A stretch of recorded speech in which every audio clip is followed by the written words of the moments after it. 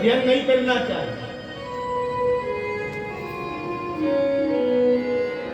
सायंकाल संध्या की वेला में रति वर्जित है, रति धर्म नहीं करना चाहिए। ये कुछ नियम है, लेकिन भगवती दिति ने उसी समय पुत्रोत्पादन की इच्छा की तो महर्षि कश्यप ने अपने तेज के द्वारा भगवती दिति के गर्भ में पुत्रों को स्थान तो दिया, लेकिन श्राप दिया, हे दिति,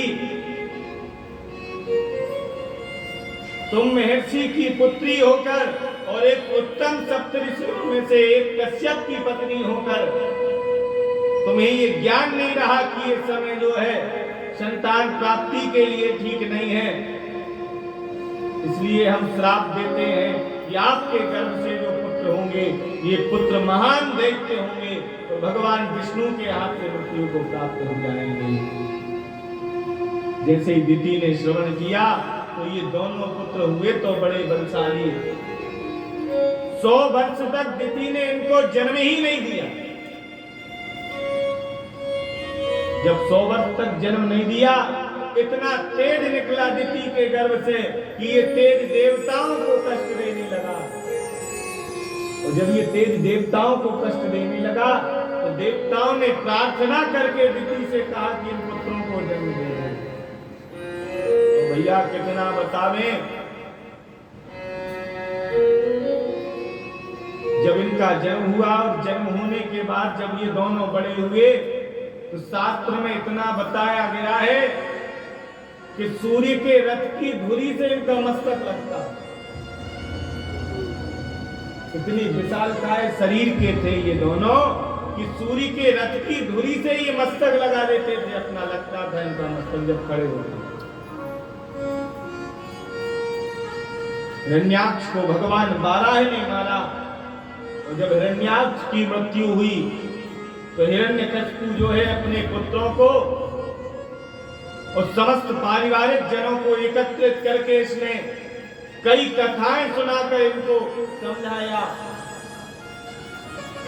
और कहा कि देखो विष्णु सबसे बड़ा मेरा विरोधी है, लेकिन मैं अब जो है तपस्या को जा रहा हूं, आप सब एकत्रित रहना।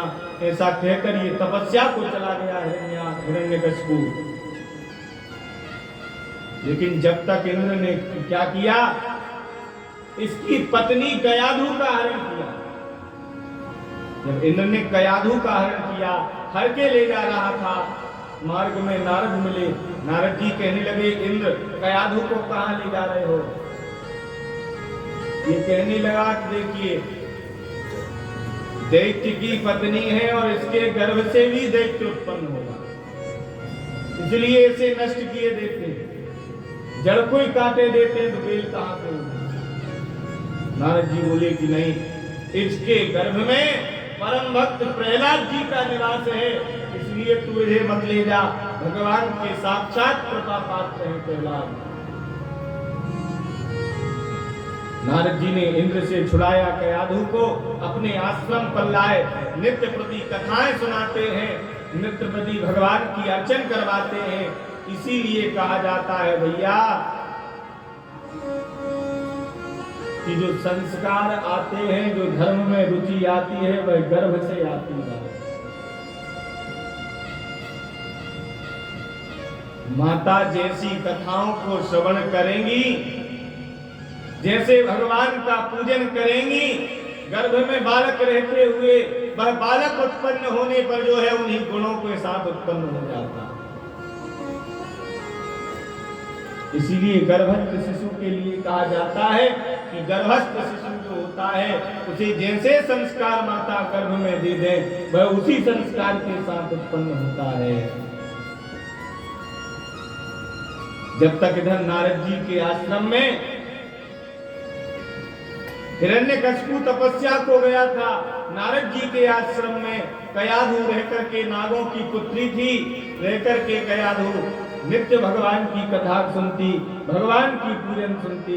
कुछ समय के पश्चात प्रहलाद का जन्म हुआ तो नारद जी ने जो है चेला बनाने में बड़े माहिर हैं नारद जी।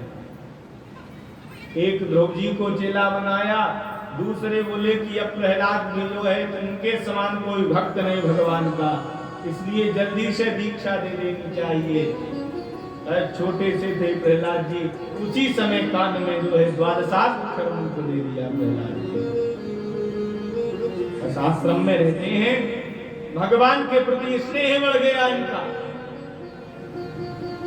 और इसने इतनी घोर तपस्या की हिरण्यकशिपु ने यहाँ बल में आकर, इसके शरीर पर दीमक चढ़ गया, ये ढक गया दीमक से।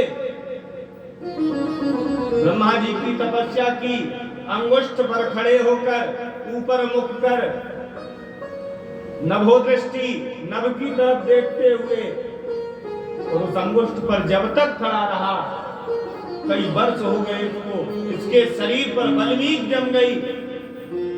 जब इतनी घोर तपस्या की, ब्रह्मा जी प्रकट हुए, ब्रह्मा जी से कहा, ब्रह्मा जी बोले कि उठो, उत्तिष्ठ भद्र भद्रम ते तपः सिद्धोऽसि काश्यपा। अरे पुत्र उठो, आपकी तपस्या सिद्ध हुई।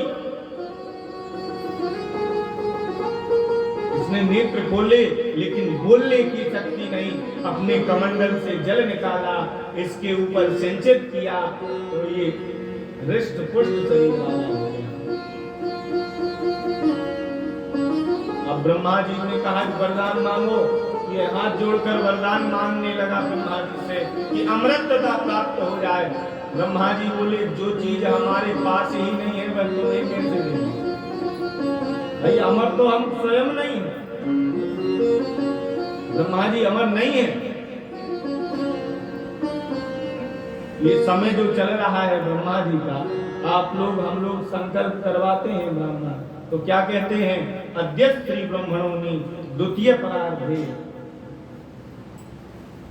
ये जो है ब्रह्मा जी का दूसरा प्रहर चल रहा है।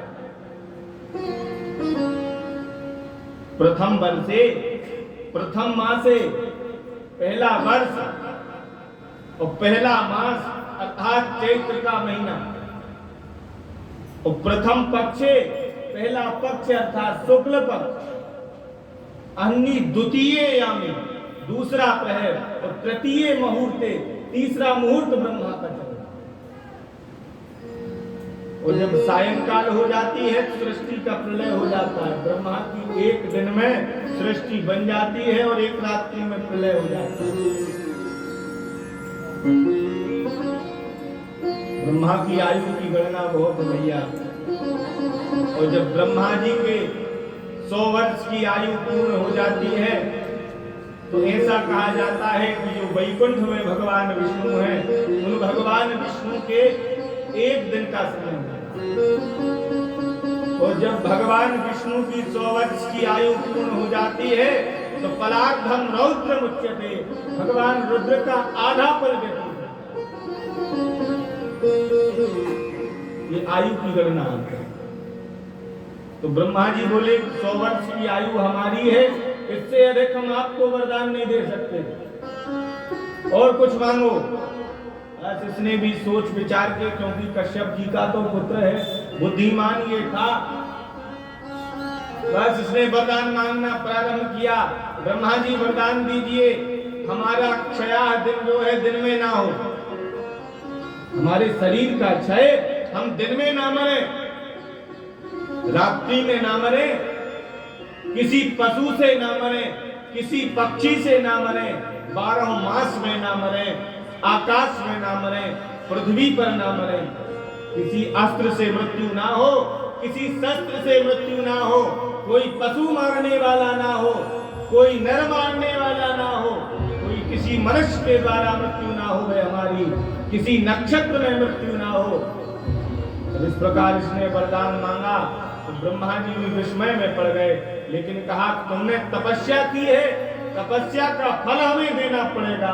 ब्रह्मा जी ने तथास्तु कह दिया।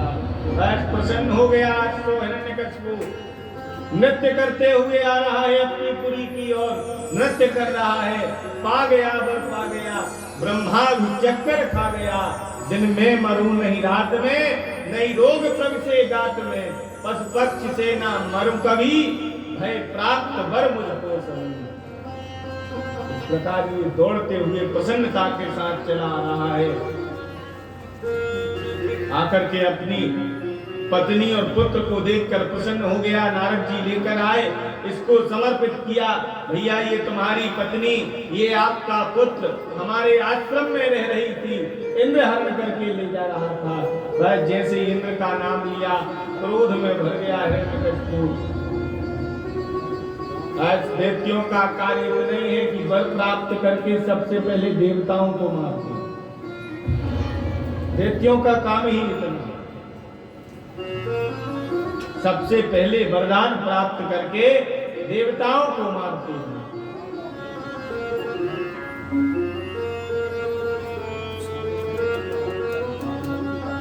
जब वरदान प्राप्त कर लेते हैं तो देवताओं को सबसे पहले प्रताड़ित करते हैं। वह स्वर्ग के ऊपर इंद्र ने स्वर्ग के ऊपर पहुंचा। स्वर्ग पहुंच करके जो है, जब इंद्र हिरण्यकशिपु स्वर्ग में पहुंचा तो स्वर्ग में पहुंचकर देवताओं को परास्त किया, स्वर्ग पर अपना अधिकार स्थापित किया। सातों लोक नीचे पहुंचा, इनमें अधिकार प्राप्त किया और इंद्र को अधिकार प्राप्त करने के पश्चात जो है, जब इसे अधिकार सभी मिल गए,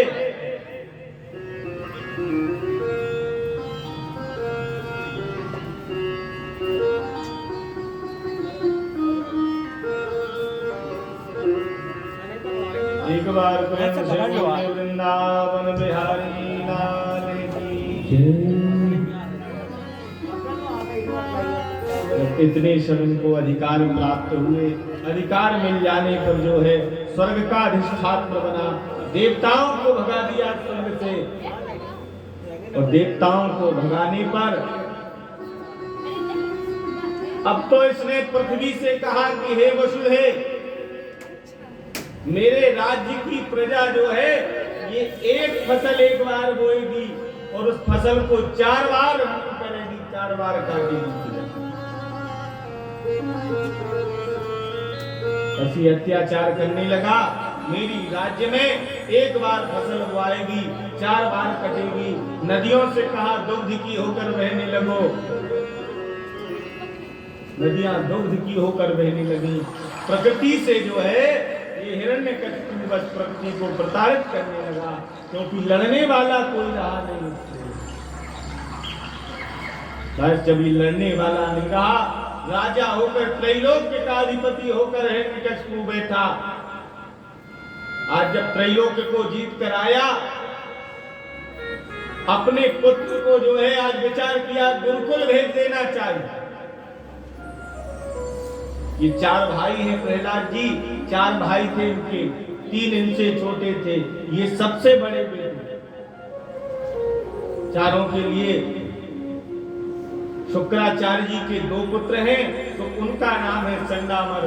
दोनों के लिए बुलाया और कहा कि जाओ, जो शिक्षा चल रही है वह शिक्षा प्रहलाद को प्रदान करो। जो दैत्यों की शिक्षा है वह प्रहलाद को शिक्षा दो। बस ये गुरुपुत्र जो थे ये लेकर के प्रहलाद को पहुंचे, शिक्षा देते हैं, लेकिन इनके समझ में कुछ नहीं आता। कई प्रकार की मायाएं सिखाते हैं करना, लेकिन इनको ध्यान में वह समझ में नहीं आता। ये तो केवल अपना संकीर्तन करते रहते हैं। प्रहलाद अपना संकीर्तन करते हैं, अपना जप करते हैं, गुरुकुल में रहते हैं, सभी से जप करवाते हैं। जैसे ही एक बार जो है हिरण्यकशिपु ने बुलाया, बुलाने पर जो है हिरण्यकशिपु ने पूछा कि आप क्या शिक्षा लेकर आए कुछ समय के पश्चात। प्रहलाद की तो वही शिक्षा थी जो नारद जी ने दी थी। पिताजी से कहने लगे, गोद में बिठा ले है हिरण्यकशिपु, पूछ रहा है, वत्स प्रहलाद भद्रम ते सत्यम कथय मामृषा, झूठ मत बोलना, सत्य कहना, क्या शिक्षा लेकर आए हो गुरुकुल से। जिनकी शिक्षा एक ही थी, पिताजी मैं तो एक ही बात जानता हूँ कि वनम गतम यद धर्मात्रयेता, वन चले जाओ भगवान के आश्रित होकर। ये संसार अंधे कुएं के समान है। ये संसार जो है अंधे कुएं के समान है, अंधकूप के समान है, वन में चले जाओ। जैसे इसने सुना ये भगवान विष्णु का नाम ले रहा है, जो मेरा सर्वाधिक सबसे बड़ा शत्रु है, उठाकर नीचे फेंक दिया प्रहलाद को, ठंडा मर्ग को बुलाया। अरे इधर आओ, क्या शिक्षा दे रहे हो मेरे पुत्र को?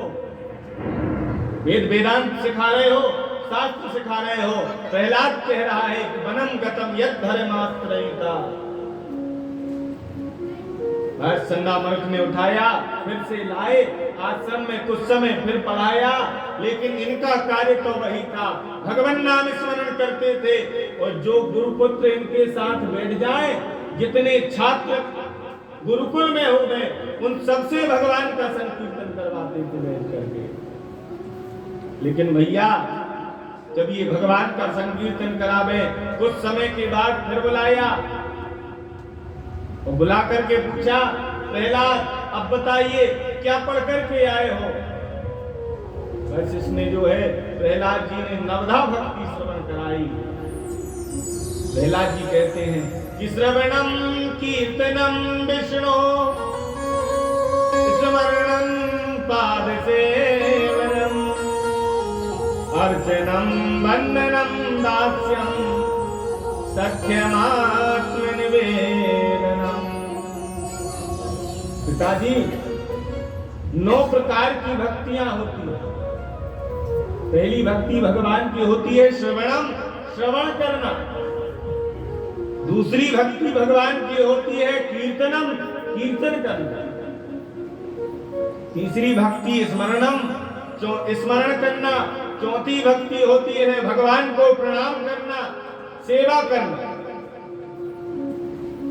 चौथी भक्ति है भगवान की सेवा करें, षोडश उपचार उनकी पूजन करें, उन्हें प्रणाम करें। और पांचवी भक्ति है अर्चनम, अर्चन करना भगवान का। और छठवीं भक्ति होती है वंदन करना, बढ़िया बढ़िया भजन सुनाना भगवान को।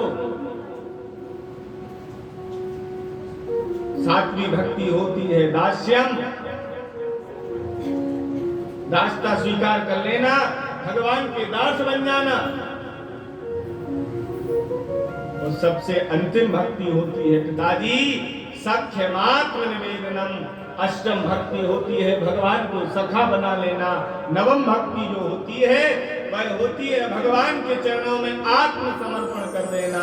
तो जैसे ही ये 9 भक्तियों के बारे में सुना, क्रोधित हो गया, उठा करके फेंक दिया नीचे। अरे इसको लेकर जाओ और जैसे भी सीखे वैसे दैत्यों की विद्या से सिखाओ। लेकिन ये तो वहीं जाकर फिर जो है भगवान का स्मरण करता है, संकीर्तन करते हैं। बाल न बाका होता जिसका,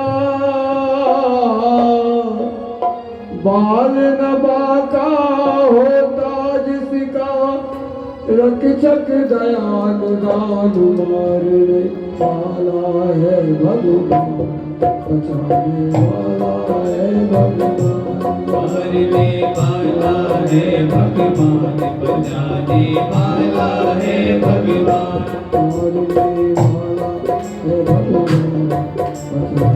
वाला है भगवान, मारने वाला है भगवान, बचाने वाला है भगवान। बाल न बाका होता जिसका, बाल न बाका होता जिसका, रक्षक दयाल दान मारने वाला है भगवान, मारने वाला है भगवान, बचाने वाला है भगवान, मारने वाला है भगवान, बचाने वाला है भगवान।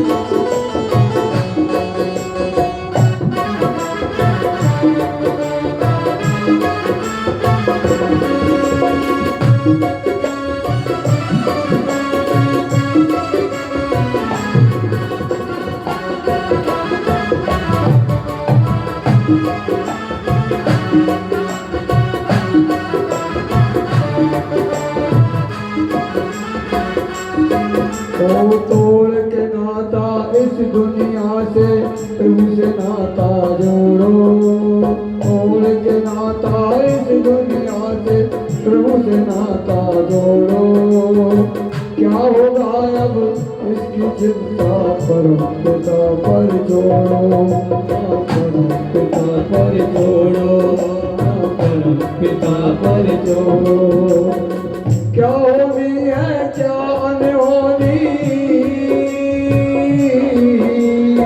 क्या होनी है क्या अनहोनी सबका उसको ज्ञान वाला है भगवान मारने वाला है भगवान बचाने वाला है भगवान जग दयाल राम वाला है भगवान बचाने वाला है भगवान मारने वाला है भगवान बचाने वाला है भगवान मारने वाला है भगवान बचाने वाला है भगवान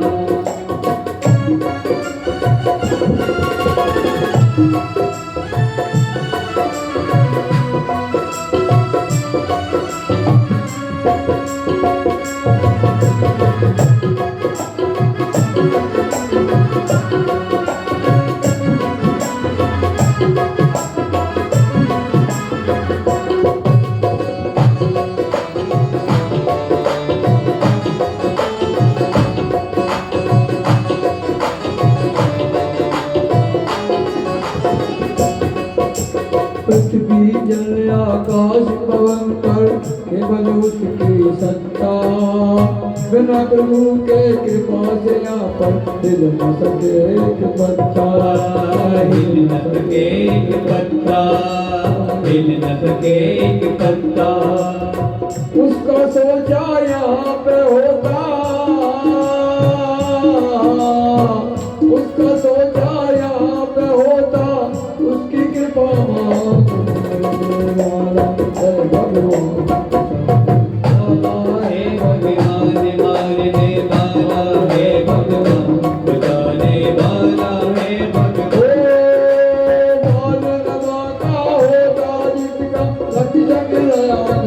भगवान वाला है भगवान बचाने वाला है भगवान मारने वाला है भगवान बचाने वाला है भगवान मारने वाला है भगवान बचाने वाला है भगवान मारने वाला है भगवान बचाने वाला है भगवान मारने वाला है भगवान बचाने वाला है भगवान मारने वाला है बचाने वाला है भगवान बोलिए आनंद कंद भगवान की जय। इस प्रकार जब प्रहलाद जी पर बार बार क्रोधित हुआ, लेकिन प्रहलाद जी फिर भी जब नहीं समझे, तो प्रहलाद जी समझते नहीं हैं बार बार कहने पर, तो ये कहता है कि ये बार बार मेरे शत्रु का नाम लेता है, इसलिए इसे यहाँ प्रार्थना करके देखो, इससे लोभ देकर देखो इसे, ये जिस प्रकार छोड़े ये मेरे शत्रु का नाम लेना छोड़ दे, विष्णु का नाम लेना छोड़ दे। लेकिन जब प्रहलाद जी नहीं माने, जब प्रहलाद जी मानते नहीं हैं, बार बार मना करने पर नहीं मानते, तब दोनों के लिए बुलाया गुरुपुत्रों को, और गुरुपुत्रों को बुला करके कहा, क्यों इसने शिक्षा कैसी दे रहे हो आप, बार बार ये विष्णु का नाम स्मरण करता है। तब ये शिष्य जो पुत्र थे, गुरु पुत्र थे, ये कहने लगे कि हे राजन, नमत प्रणीतम न पर प्रणीतम सुदो वदस्ये तवेन्द्र शत्रु। हे राजन, ना तो मेरे द्वारा ना हमारे द्वारा सिखाया गया है ये, ना किसी दूसरे के द्वारा ये बोल रहा है, ये तो स्वयं से बोलता है आपका पुत्र। जैसे ही इस बात को सुना तो कहने लगा कि जाओ इसके प्राणांत करा दो, किसी पर्वत से नीचे फेंक देना। जैसे प्रहलाद को किसी पर्वत से नीचे फेंकते हैं, वहां से भी जो है पृथ्वी पुष्प के समान सुकोमल हो जाती है प्रहलाद के लिए।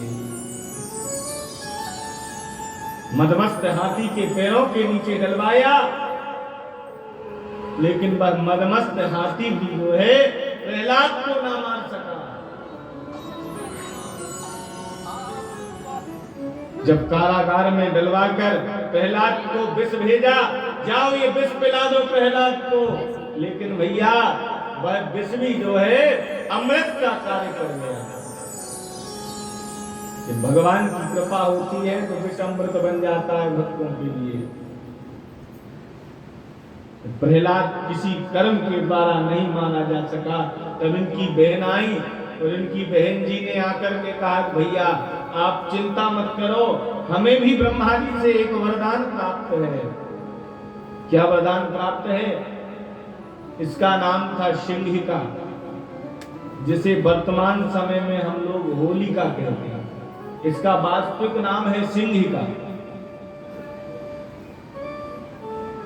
ये अपने भाई के पास आई, आकर के बोली, हमें ब्रह्मा जी से वरदान मिला है, अग्नि हमें नहीं जला सकती, हम अग्नि में बैठेंगे और प्रहलाद को गोद में बिठा लेंगे, हम बच जाएंगे और प्रहलाद जल जाएंगे। तो इस प्रकार प्रहलाद ने सुना तो ये उन्हें भी पता था कि उन्हें वरदान तो प्राप्त है। जैसे ही थोड़ी सी मन में ये प्रहलाद के इस बात की शंका हुई, भगवान कहने लगे कि प्रहलाद चिंता मत करो। एक अग्नि कुंड जल रहा था, उस पर एक लोहा पड़ा हुआ था और उस गर्म लोहे के ऊपर से जो है प्रहलाद बगल में से निकल के आ रहे थे।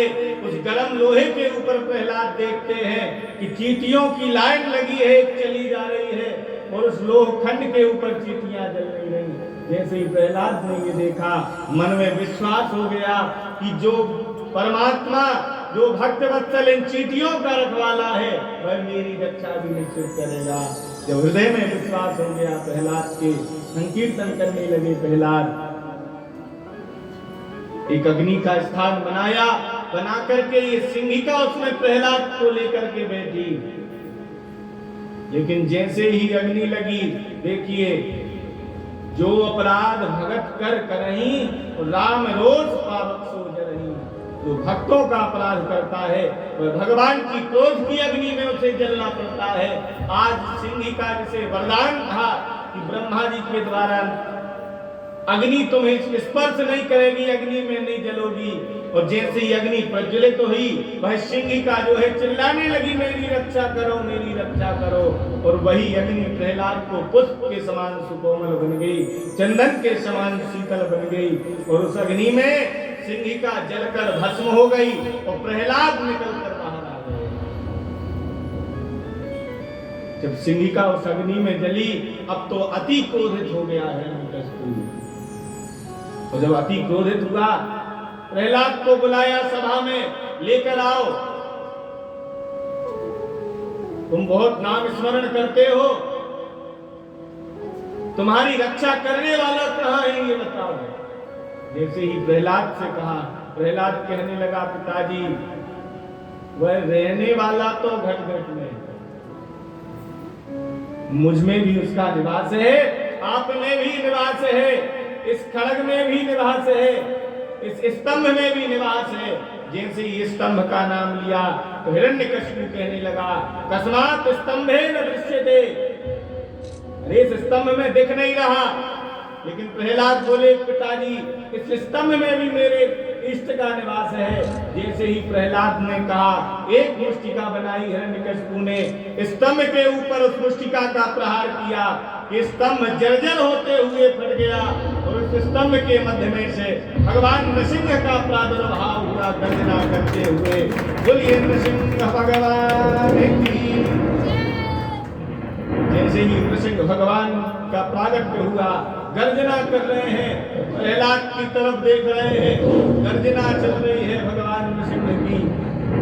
इधर हिरण्यकशिपु जो है देख करके घबरा गया और घबरा कर जो है युद्ध करने को दौड़ा। भगवान आज नृसिंह युद्ध करने लगे हिरण्यकशिपु से, और युद्ध करते करते उसे कहां ले गए कि दोनों द्वारों के मध्य में, और मध्य में ले जाकर जो है जो दहली बनी हुई थी उन द्वारों के मध्य में, उस पर बैठकर हिरण्यकशिपु को अपनी गोद में सुलाया और सुला करके जो है हिरण्यकशिपु से पूछने लगे, अपने वरदानों का स्मरण कर ले। हिरण्यकशिपु ने स्मरण किया। भगवान ने अलग से समय बनाया।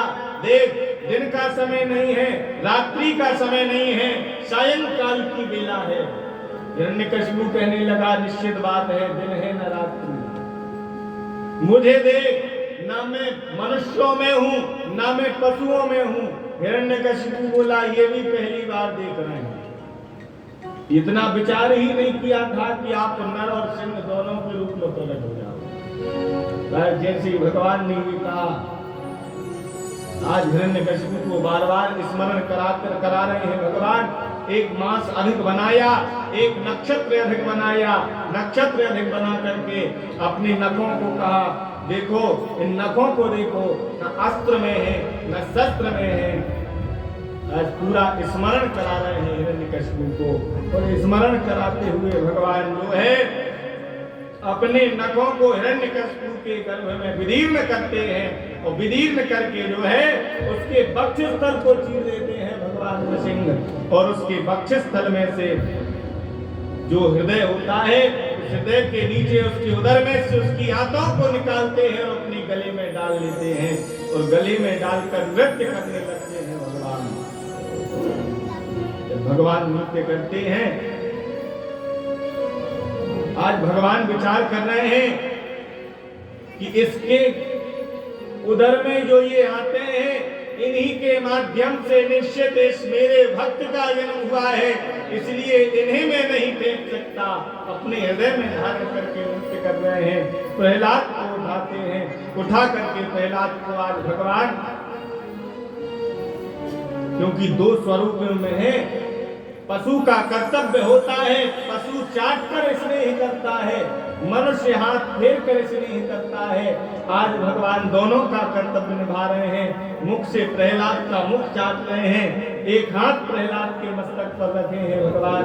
अरे पुत्र, क्षमा करना, बहुत देर आने में हो गई, इसलिए बहुत दुष्ट ने तुम्हें सताया है, क्षमा करो पुत्र, मुझे देर भई आने में। अरे पुत्र, मुझे क्षमा कर दो, मुझे देर हो गई आने में। आइए हम सब भी बड़े भाव से भगवान से प्रार्थना करते हैं।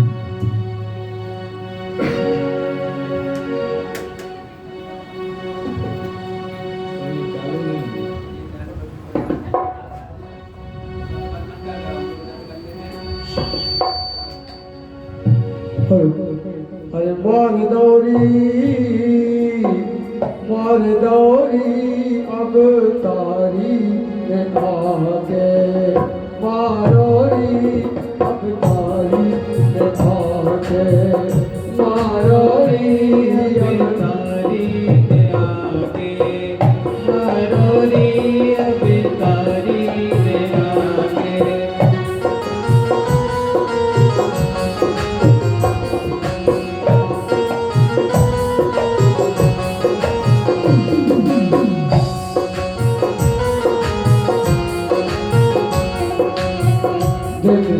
मारो ना रात में मारो, दिन में मारो ना रात में मारो, दिन में मारो ना रात में मारो, तो मध्य में आके मारोरी अब तारी में आके, मारोरी अब तारी में आके, मारोरी अब तारी में आके।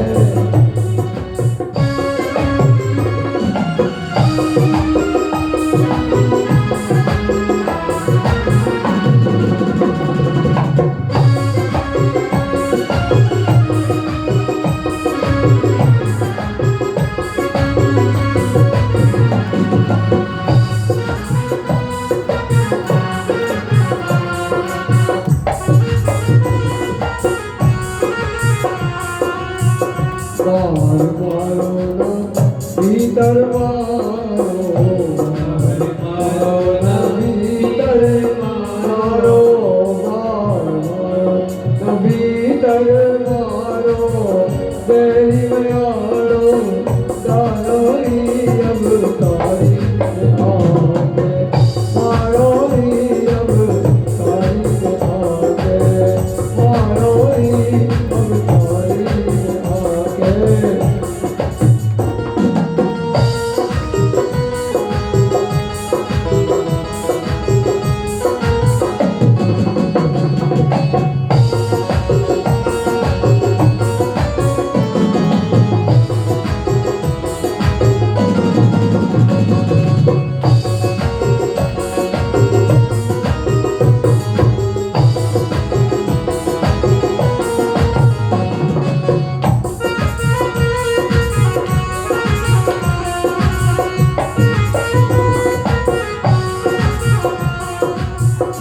ऊपर मारो ना नीचे मारो ऊपर मारो ना नीचे मारो हाथ पर आके मारो नी अब तारी में आके मारो नी अब तारी में आके मारो नी अब तारी में आके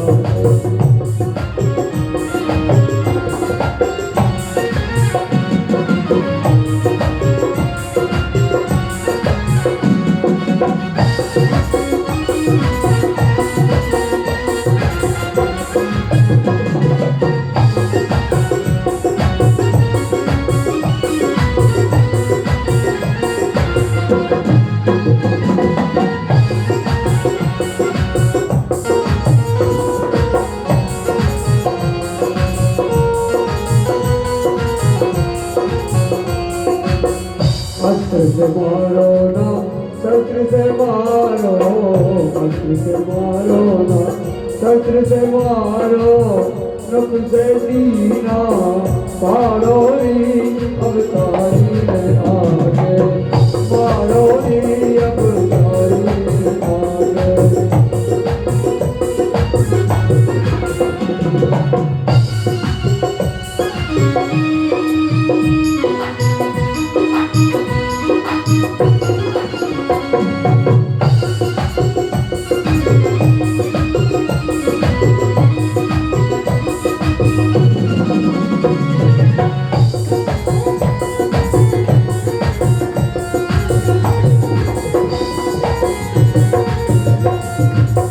मनुष्य ने मारो न जानवर ने मारो मनुष्य ने मारो न जानवर ने मारो तो नरसिंह रूप धरे आयो री अब तारी में आके मारो री अब तारी अब तारी में आके कष्ट हरते इन भगतन के कष्ट हरते इन भगतन के जो पल में संकट तारोई अब तारी में आके मारोई तो तारी में आके मारोई अब तारी में तारी अब तारी में आके अब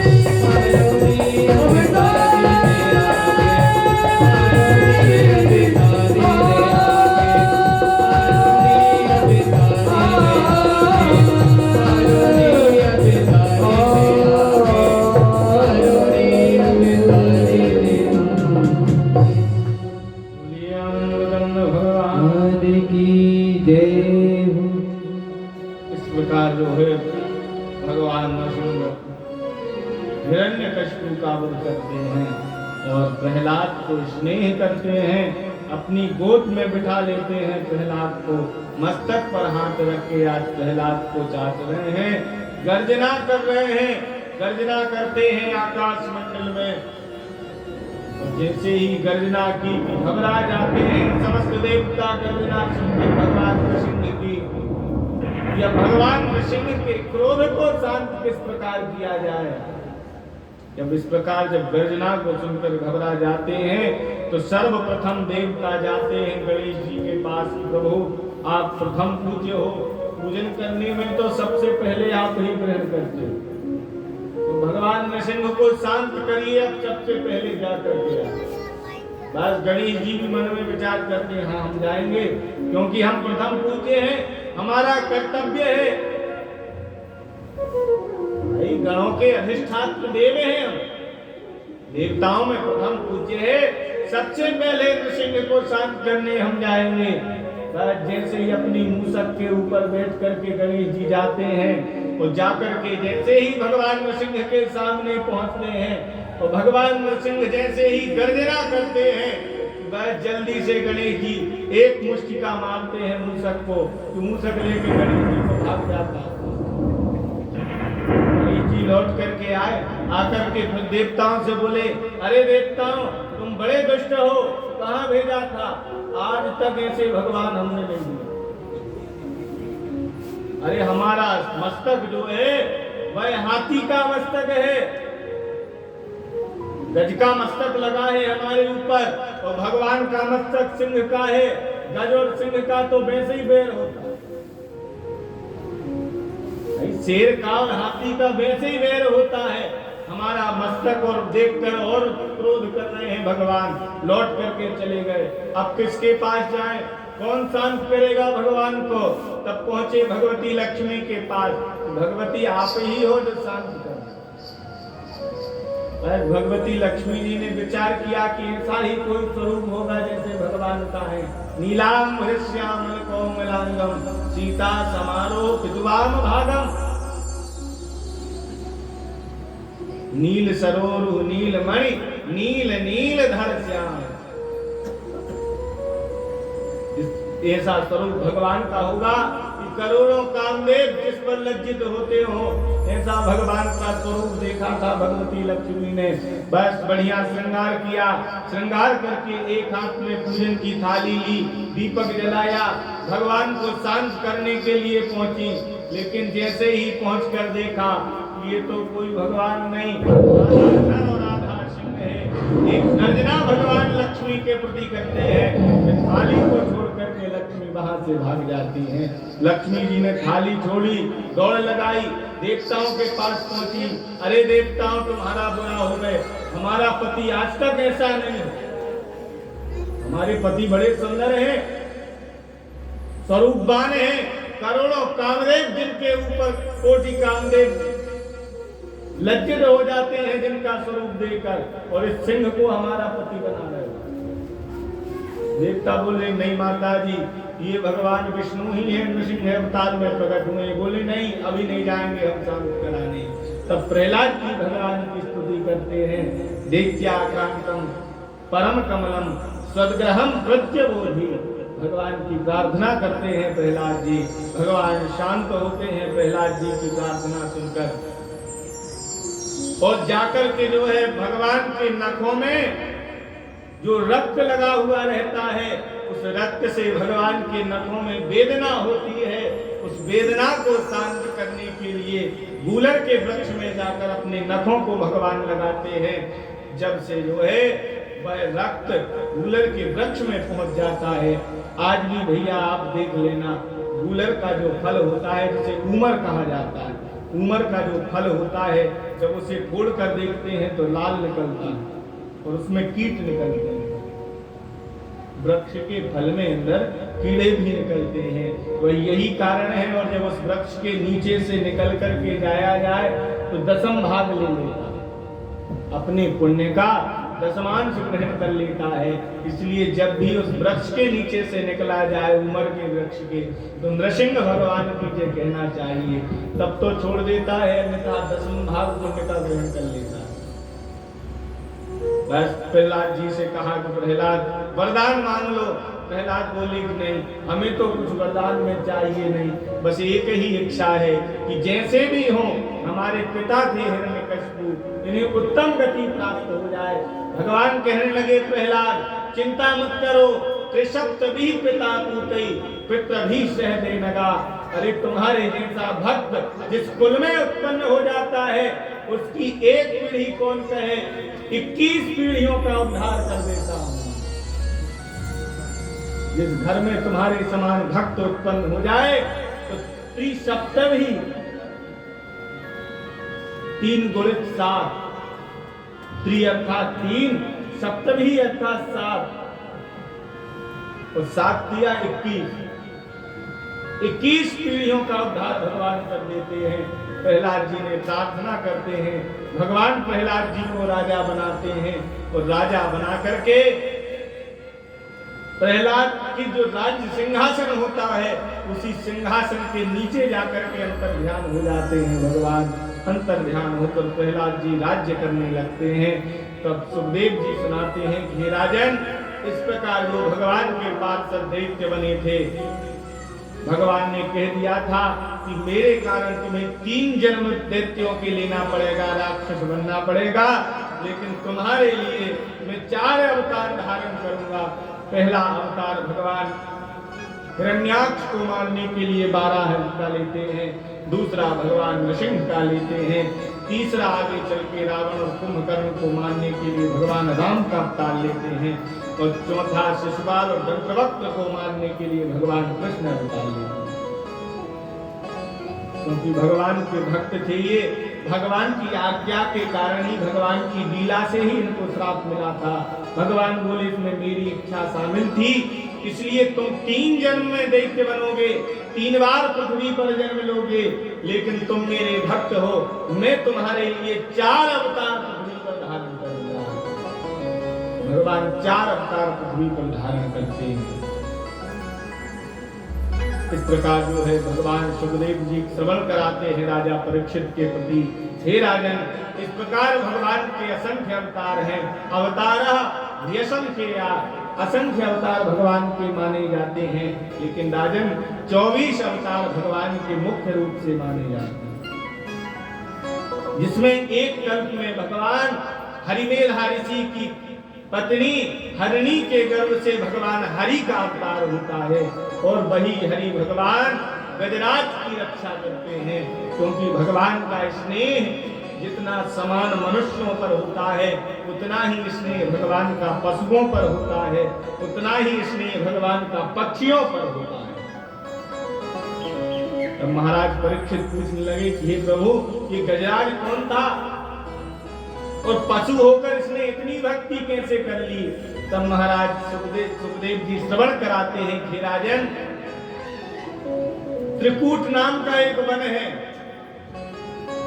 यासीद गिरिवरो राजन त्रिकूट इति विस्तृतः हीरोदेन पतः श्रीमान योजनायुतमोक्षितः। राजन, एक त्रिकूट नाम का पर्वत है, ये वही त्रिकूट है, इसमें 3 पर्वत हैं एक साथ। एक पर लंका है, दूसरे कूट के ऊपर, दूसरे शिखर के ऊपर वरुण का बगीचा है। उस वरुण के बगीचे में ये मदमस्त गजराज रहता है। इसमें इतना बल है गजराज में कि जिसके चरणों की चलने की सुगंध यदि सिंह ले ले, तो ऐसा कहा जाता था कि 10 कोस उस तरफ से सिंह भाग जाया करते। दिग्बली गजराज था ये। दिग्बली गजराज समझते हैं, 1000 हाथियों की शक्ति को जब मिला ली जाए, तब एक दिग्बल के हाथों में होती है। क्योंकि हनुमान जी की शक्ति का वर्णन जब आता है, तब बताया गया है कि 1000 हाथियों की शक्ति जब मिला ली जाए, तब एक दिग्बल के हाथी में होती है, और जब 1000 दिग्पालों की शक्ति मिला ली जाए, तब इंद्र के जो है एक सूंड में होती है ऐरावत की। तो इंद्र का ऐरावत है, उसकी सूंड में 1000 दिग्पालों की हाथियों की शक्ति मानी जाती है। और 1000 ऐरावत में जितनी शक्ति हो, उतनी शक्ति एक इंद्र में होती है, और 1000 इंद्र में जितनी शक्ति हो, उतनी शक्ति हनुमंत लाल के एक रोम में होती है। हनुमंत लाल की शक्ति का वर्णन आता है, तो ये शक्ति बताई गई है हनुमान जी की। तो इस हाथी में जो है, ये दिग्बल का हाथी था। ये गजराज इतना मदमस्त था, हजारों हाथियों के झुंड के साथ ये चलता था। और ये गजराज एक दिन वरुण के रम्यमान नाम के बगीचे में जाकर उसमें एक तालाब बना हुआ था। उस तालाब में जाकर जो है जल क्रीड़ा करने लगता है ये पूरे परिवार के साथ, क्योंकि इसके झुंड में हजारों हथनियां हैं, हजारों बच्चे हैं। ये उस वरुण के बगीचे में जब जल क्रीड़ा करता है हाथी, और उसी कुंड में जो है, उसी जलाशय में जो है एक ग्राह भी रहता है। आज गजराज जो है जब जल क्रीड़ा करने लगा, आज ग्राह भी चला आ रहा है गजराज के चरण की ओर। जब गजराज जल में पहुंचा, पहुंचते पहुंचते जो है और भीतर चला गया, और भीतर पहुंचने पर ये ग्राह आकर गजराज का पैर पकड़ लेता है। और जब ये गजराज का पैर पकड़ता है तो कुछ देर तो ये गजराज लड़ता रहता है इस ग्राह से, इस ग्राह से लड़ता है। लड़ने के पश्चात जो है अपने परिवारजनों से मदद की गुहार करता है, अपनी पत्नियों से कहता है मेरी रक्षा करो, मुझे खींचो बाहर, जल से बाहर निकालो। इस गजराज की भैया कुछ समय तक तो ये जो हथनियां थी, जो बालक थे इस गजराज के, वह खींचते हैं बाहर, लेकिन भैया इस ग्राह के सामने नहीं चलती, क्योंकि जल का राजा ग्राह होता है। बार बार इनकी लड़ाई चल रही है। आज जो है गजराज देख रहा है कि पूरा परिवार, मेरा हजारों का झुंड था, लेकिन लड़ते लड़ते मेरा परिवार एक एक छोड़कर चला जा रहा है। गजराज को लड़ते हुए कौन इनके पीछे कब तक लड़ता रहेगा? इनकी लड़ाई इसी प्रकार चलती रहेगी और कौन लड़ता रहेगा? पूरा परिवार एक एक छोड़ करके चला जाता है गजराज को। सभी छोड़कर जाते हैं और जाने के पश्चात जो है ये गजराज आज समझ जाता है भैया अब ये परिवार मेरी रक्षा करने वाला नहीं, ये परिवार जो है मेरी रक्षा करेगा नहीं। आज गजराज भगवान से प्रार्थना करता है, दुनिया से मैं हारा,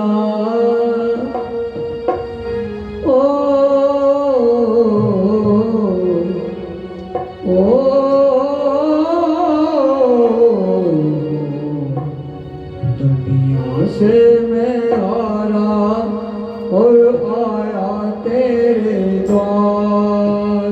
यहाँ से भी जो हारा कहाँ जाऊँ मैं सरकार। दुनिया से मैं हारा तो आया तेरे द्वार। यहाँ से भी जो हारा कहाँ जाऊँगा सरकार। ओ दुनिया से मैं हारा तो आया तेरे द्वार। यहाँ से जो हारा कहाँ जाऊँगा सरकार।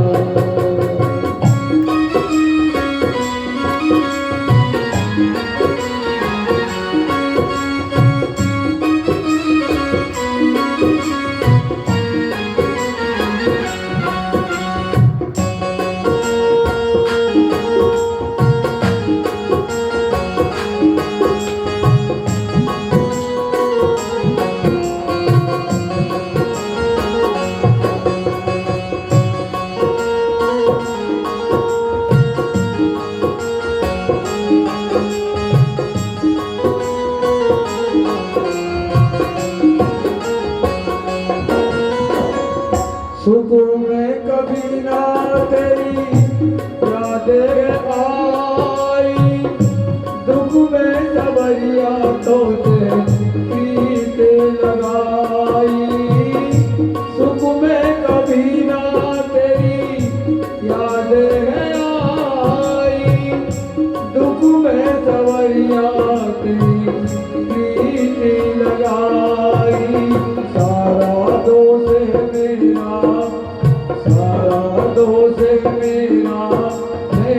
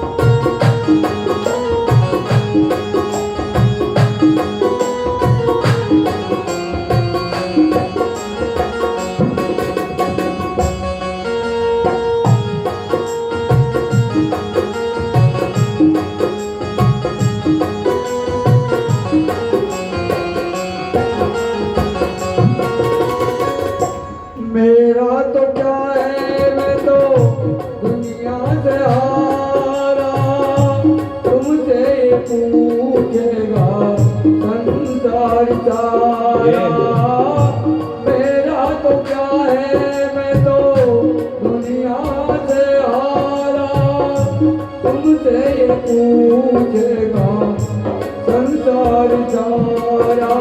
डूब गई क्यों नैया तेरे के केवल यार, डूब गई क्यों नैया तेरे के केवल यार। यहाँ से भी जो हारा हो जाऊंगा चलता,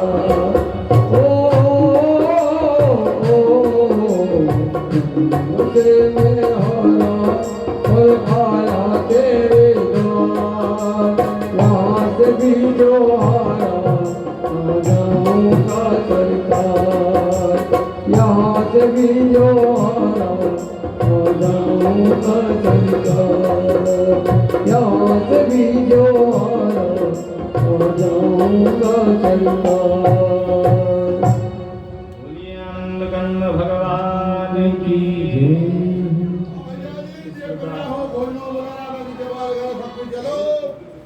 गुरु जी एक मिनट आज यहाँ से क्या जानना है फिर अपनी कथा चालू ये सबके बोलूंगा रोज रोज 8 बजे तक आ जाइए सब कोई। अरे क्या सब करने जाता हूँ सबके घर हो अरे सबको बोलूंगा 8 बजे तक तुम ही पूजा करके जाइए। बोलिए बाय बाय पूज हो जाएगा। बोलिए वृंदावन बिहारी लाल की जय।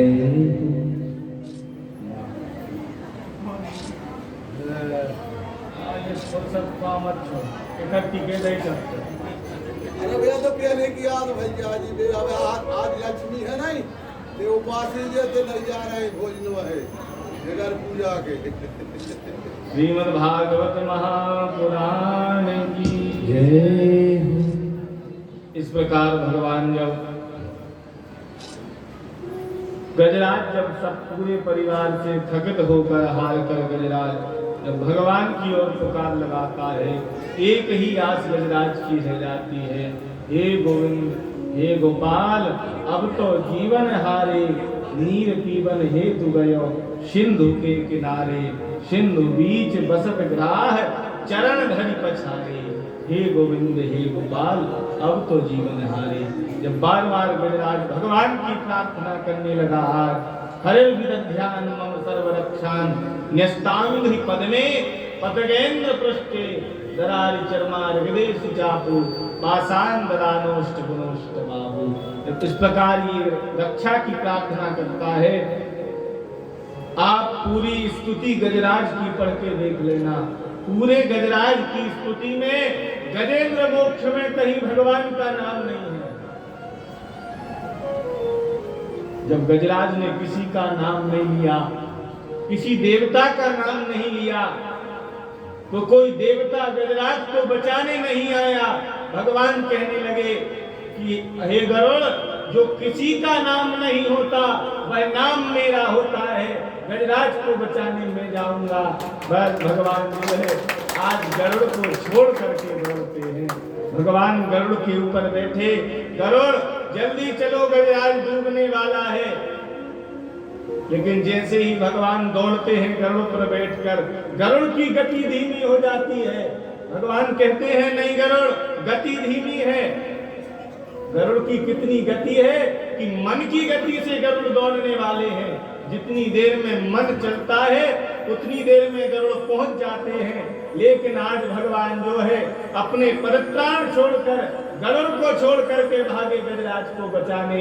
गरुड़ पीछे रह गया, जाकर के जो है गजराज को भगवान खींचते हैं, खींच करके सुदर्शन को आदेश देते हैं, जाओ जाकर के ग्राह का मस्तक काट दो। सुदर्शन जाता है, ग्राह का मस्तक काट देता है और मस्तक काटने के पश्चात भगवान गजराज को उठाते हैं, उठा करके गरुड़ पर बिठाते हैं, पीताम्बर से गजराज को पहुंचते हैं। ओ नाथ कैसे हे गज को फंदे छुड़ायो, गज को फंदे छुड़ायो मेरे दाता।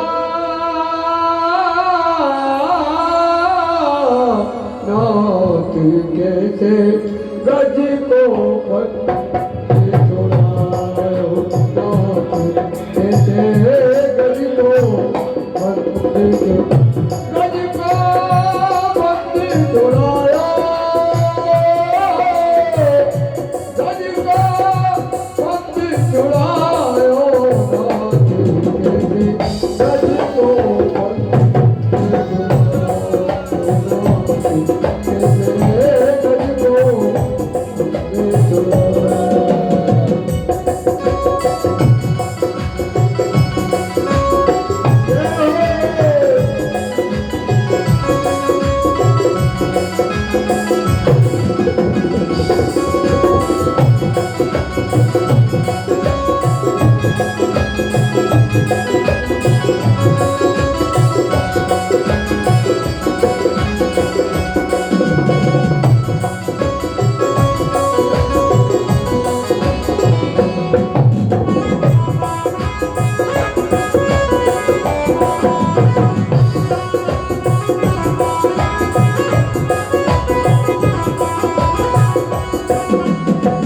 गज और गाय लड़े जल भीतर लड़त लड़त गज हारो गज और गाय लड़े जल भीतर लड़त गज हारो गज और गाय लड़े जल भीतर लड़त गज हारो दिल भर फूल रही जल ऊपर मेरे नाते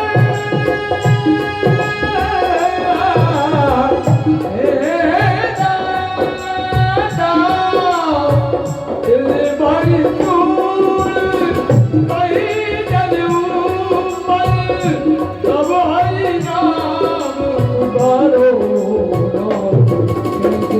गज को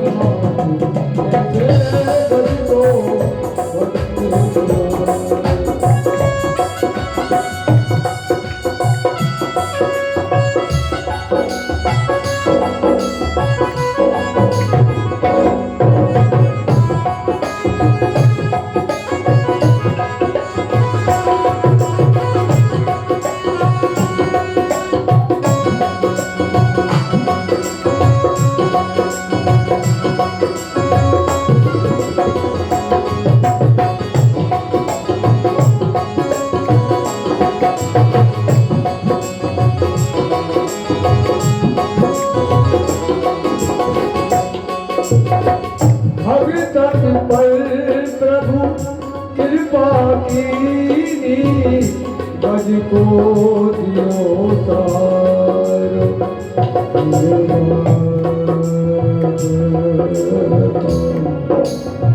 हे प्रभु जी मेरे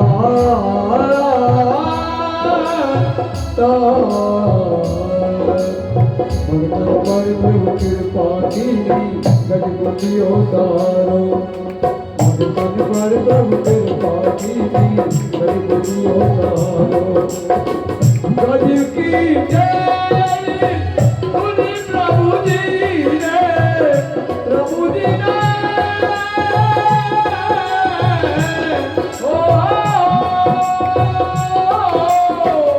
गज की जय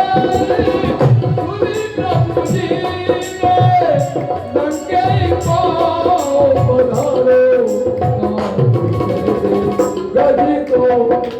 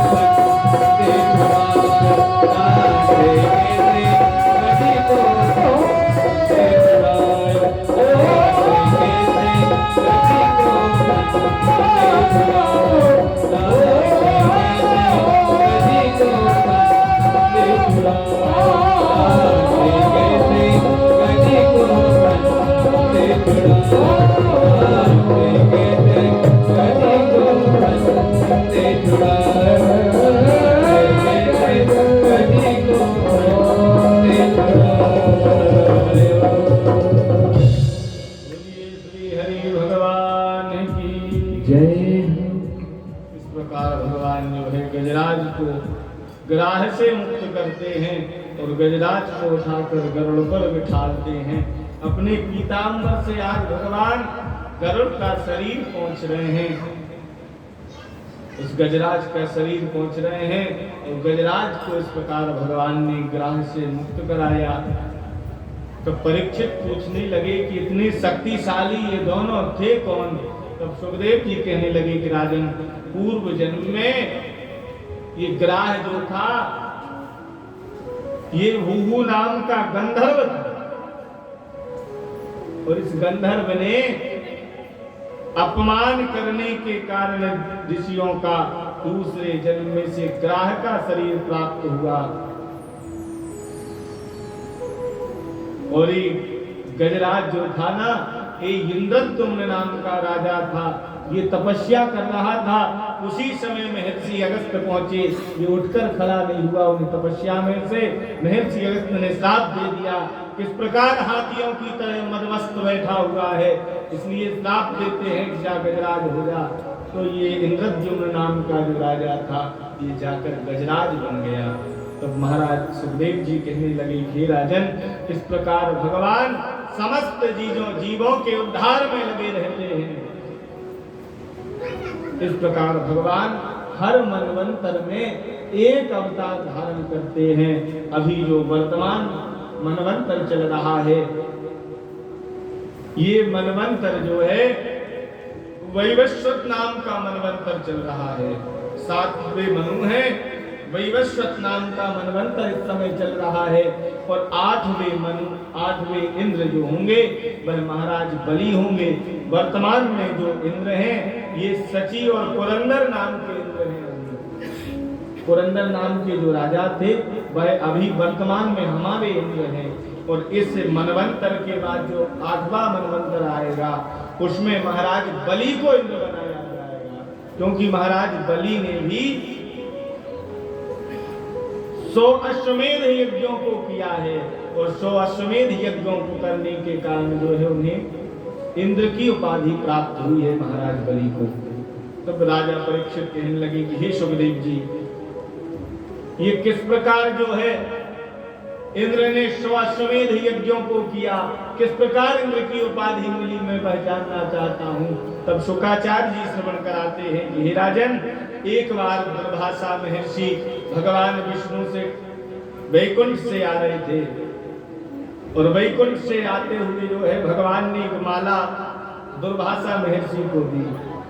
वह महर्षि दुर्वासा ने वह माला लाकर बोले अपने किसी कार्य की नहीं, इसलिए इंद्र को दे देना चाहिए। वह माला इंद्र को दे दी। इंद्र अभिमान के कारण इंद्र ने वह माला उतार कर ऐरावत के मस्तक पर डाल दी। ऐरावत ने वह माला खींचकर अपने चरणों में डालकर कुचल दी। महर्षि दुर्वासा ने देखा तो क्रोधित हो गए, श्राप किया कि देवताओं की राज्य लक्ष्मी समुद्र में चली जाए। जब राज्य लक्ष्मी समुद्र में गई देवताओं की, तो देवता स्त्री विहीन हो गए। और जब स्त्री विहीन देवता हुए, अति निर्बल हो गए। निर्बल होने पर दैत्यों ने इन पर आक्रमण किया और देवताओं को परास्त किया। और परास्त करके महाराज बलि ने स्वर्ग पर अपना अधिकार स्थापित किया। ये महाराज बलि प्रहलाद जी के नाती माने जाते हैं। प्रहलाद के विरोचन और विरोचन के बलि। जब इनका स्वर्ग पर आधिपत्य हुआ तो शुक्राचार्य जी इनके गुरु हैं। गुरु जी बोले कि अभी पक्का अधिकार नहीं मिला, 100 अश्वमेध यज्ञ और करो तो पक्के इंद्र बन जाओगे। राजा बलि जो है इन यज्ञ करने लगा। नर्मदा के उत्तर तट में महाराज बलि यज्ञ करते हैं कि तम नर्मदायास्तटोत्तरे बलेर या ऋत्विजस्ते भृगुकच्छ संगति। भृगुकच्छ नामक जो तीर्थ है नर्मदा जी के उत्तर तट में, वहां रह करके महाराज बलि 100 अश्वमेध यज्ञ कर रहे हैं। और जब 100 अश्वमेध यज्ञ महाराज बलि करने लगे, देवताओं को स्वर्ग से भगा दिया। महारानी जो अदिति थी वह बड़ी दुखी हो गई। कश्यप जी से बोली, प्रभु मेरे पुत्रों को भगा दिया, उनका क्या दोष था जो अदिति के पुत्रों ने भगा दिया उन्हें। अब तो जो है महाराज कश्यप ने पयोव्रत का विधान बताया अदिति के लिए। अदिति आप पयोव्रत करो, जिसके प्रभाव से तुम्हें मुक्त कराने वाले पुत्र की प्राप्ति होगी। अदिति पयोव्रत धारण करती हैं। पयोव्रत के प्रभाव से जो है भगवान वामन अदिति के गर्भ में आते हैं, और अदिति के गर्भ में आने पर भगवान का जब जन्म होता है, भगवान का जन्म होने पर पूरा समस्त जो पृथ्वी मंडल है ये भगवान को अलंकृत करता है। कोई छत्र देता है, कोई कोपीन देता है, कोई पात्र दे देता है, और कोई जो है भगवान को आसन दे देता है, कोई माला दे देता है भगवान को। और भगवान कितने बड़े प्रकट हुए, वामन अंगुल के भगवान वामन का मैया अदिति के गर्भ से प्रादुर्भाव हुआ। बोलिए वामन भगवान की जय हो। वामन भगवान प्रकट हुए। तब महाराज कश्यप से पूछा उन्होंने कि अब हम एक आदेश करें कि क्या करना है। महर्षि कश्यप को प्रणाम किया, आदेश मांगा और कहा कि जाओ, जाकर बलि के यज्ञ में पहुंचो और पहुंच करके दान ग्रहण करो और देवताओं को राज्य की प्राप्ति कराओ, क्योंकि अभी इंद्र का फल बाकी है। और भगवान वामन जो है नर्मदा जी के किनारे पर पहुंचते हैं। पहुंच करके महाराज बलि के राज्य में विराजते हैं, और विराज करके आज भगवान जो है किसी से कुछ मांगते नहीं है, न बलि से कहते हैं कुछ हमें दो। लेकिन जैसे ही बलि देखता है एक छोटे से ब्राह्मण, वामन अंगुल के ब्राह्मण, एक छत्र लगाए हैं, सर्वांग सुंदर दिव्य शरीर है, तेजस्वी मुख है इनका, और तेजस्वी मुख देख करके जो है ये बलि कहने लगता है, प्रभु मेरी इच्छा ये हो रही है कि मैं आपको कुछ दान करूं। भगवान बोली, देखो बलि, हम दान तो लेते नहीं, दान लेने वाले ब्राह्मण नहीं। बलि कहने लगा कि मकान ले लो, मकान रहने के लिए। ये बोले आवश्यकता नहीं, भजन करने वाले ब्राह्मण हैं। ये बोला भूमि ले लो, धन ले लो, ऐश्वर्य ले लीजिए, मेरे यज्ञ में हो जाइए वरण। ये बोले कि नहीं, ये सब कार्य हमारा नहीं। भगवान वामन, बलि की श्रद्धा और बढ़ गई भगवान वामन के प्रति, और जब और अधिक श्रद्धा बढ़ी भगवान वामन के प्रति बलि की, तब बलि कहने लगा कि हे ब्राह्मण देवता, आपका रहने के लिए स्थान नहीं है, तो एक काम करें, आश्रम बनवा दें। आश्रम बनवाकर उसी में रहना, उसी में जप करना। तब तेरा होगा बड़ा एहसान कि युग युग तेरी रहेगी शान। भगत भर दे जोली, भगत भर दे जोली, हो तेरे द्वार खड़ा भगवान, तेरे द्वार का भगवान। भगत भर दे जोली, भगत भर दे जोली। तेरा होगा बड़ा एहसान के जुग जुग तेरी रहेगी दान। भगत भर दे जोली, भगत भर दे जोली, ओ तेरे द्वार खड़ा भगवान।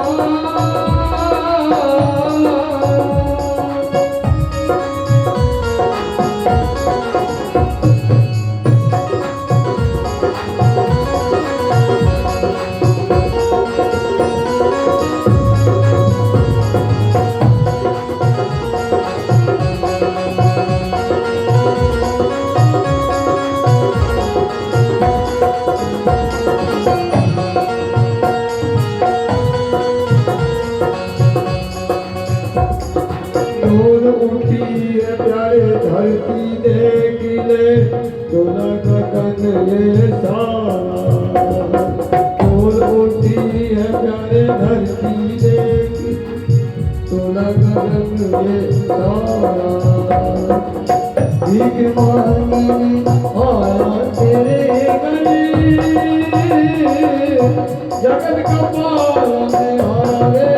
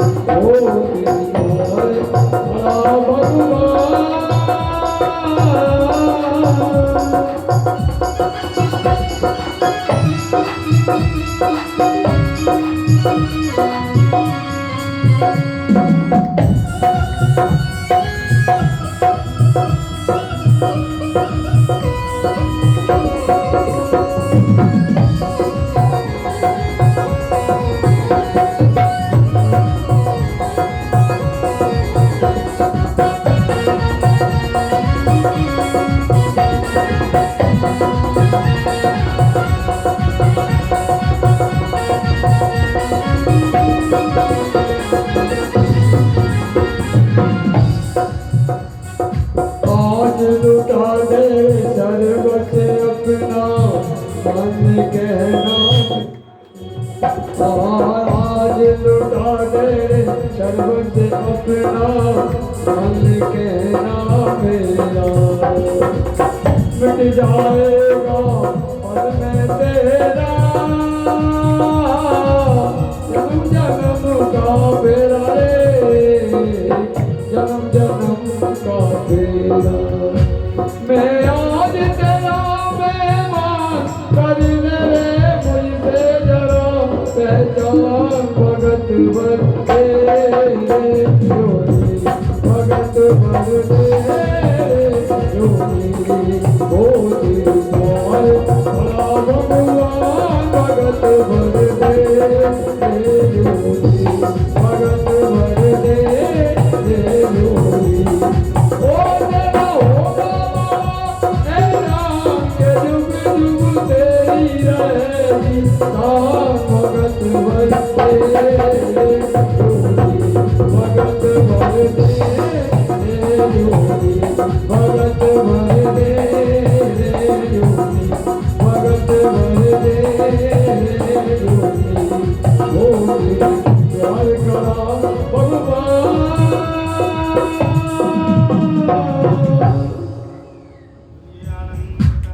भगवान की जय। इस प्रकार भगवान जब बलि अधिक कहता है तो भगवान वामन कहते हैं ठीक है राजन, ज्यादा अधिक लोभी ब्राह्मण हम हैं नहीं, इसलिए 3 पग भूमि की याचना करते हैं। 3 पग भूमि दो जिससे हम अपना निर्वाह कर सकें, अपने ही पैरों से 3 पग भूमि हम लेना चाहते हैं। बलि हंसने लगा कि महाराज ये कहते कि आपके पगों से आप वामन बोल के और कितने 3 पैर होंगे आपके, ये बोले कि नहीं ज्यादा लोभ नहीं करते, लोभ हमें प्रिय नहीं है, हम लोग ही ब्राह्मण नहीं, अपने ही पैरों से 3 पग भूमि लेंगे। बलि बोला ठीक है, बोले ऐसे नहीं लेंगे, फिर संकल्प करिए। महाराज बलि से कहा चलो यज्ञशाला में, देवताओं के मध्य में संकल्प करो आप।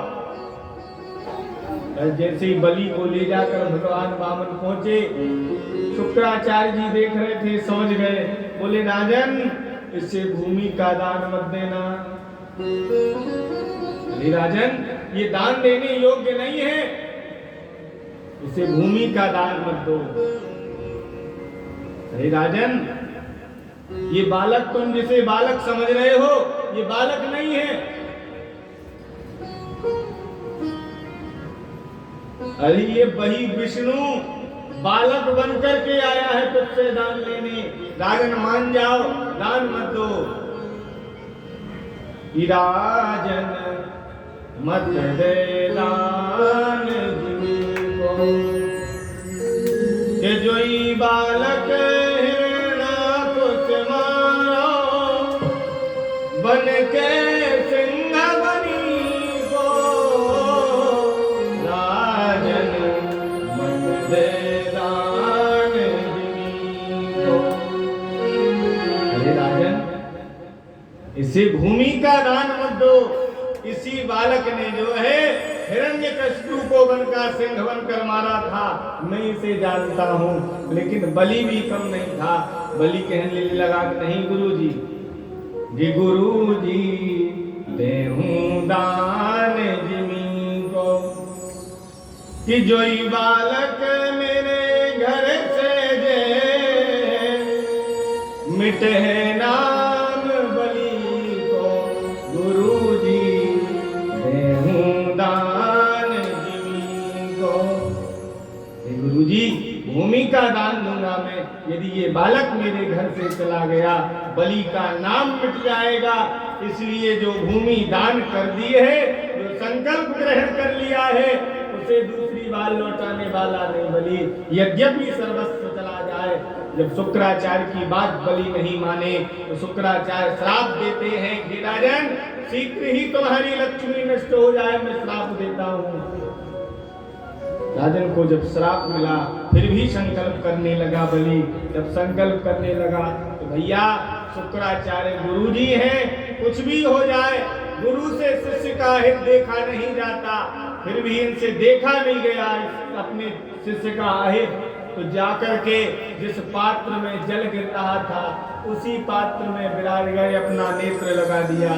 गुरुजी को भगवान बोले, गुरुजी आप ऐसे नहीं मानो, अरे दाता दे, कहावत है ना, दाता दे भंडारी को पेट पिलाए।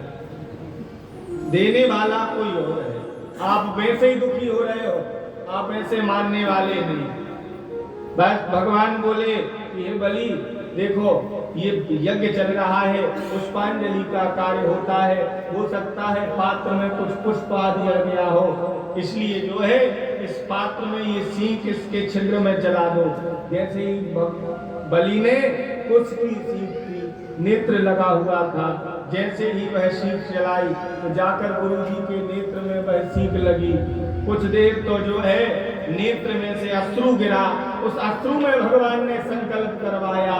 और संकल्प करवाने के बाद जैसे ही शुक्राचार्य जी बाहर निकले, रक्त गिरने लगा तो बाहर निकल के आए। बाहर निकल के आने पर जो है भगवान से कहने लगे, प्रभु आपने संकल्प करा लिया, माने नहीं। भगवान बोले, हम तो संकल्प कराने आए ही थे, आपने अपनी आंख में से गवा दी हमारे। अरे दान देने वाला बलि था, लेने वाले हम थे, आप बीच में क्यों आ रहे थे? भैया वास्तविक बात है, ये बात पक्की मान लेना, धर्म करने वाले और कराने वाले के मध्य में जो कोई आता है, समझ लेना उसका नेत्र ऐसे ही जाएगा, ये निश्चित बात है।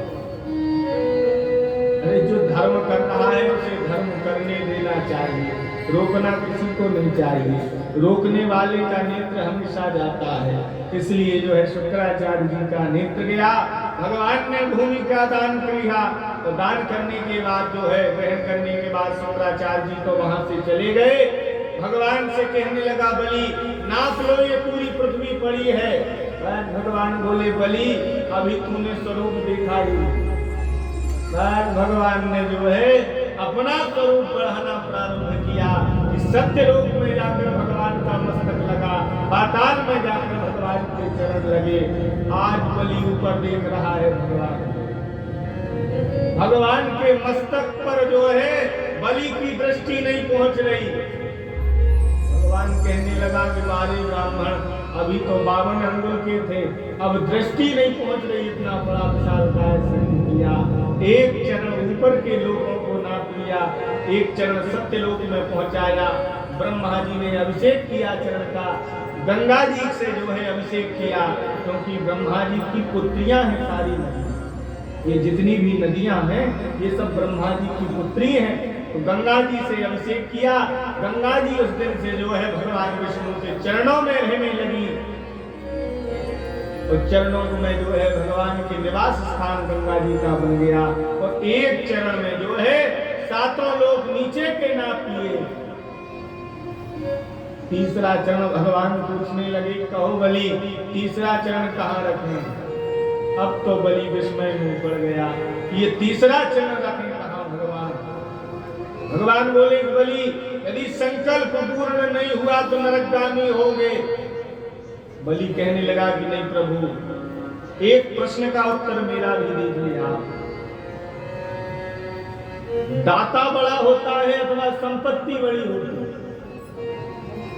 देने वाला बड़ा है या जो वह दे रहा है वह श्रेष्ठ है? भगवान कहने लगे कि देने वाला बड़ा है क्योंकि उसकी संपत्ति है। तो बलि कहने लगा कि ये मेरी संपत्ति है, मैं दाता हूँ, मैं बड़ा हूँ। पदम तृतीयम कुरुशीर्ष में निजम, मेरे मस्तक पर तीसरा चरण रख दो। भगवान जो है बलि के मस्तक पर अपना तीसरा चरण बढ़ाते हैं और तीसरा चरण जैसे ही बलि के मस्तक पर भगवान रखते हैं, आज बलि धन्य हो जाता है।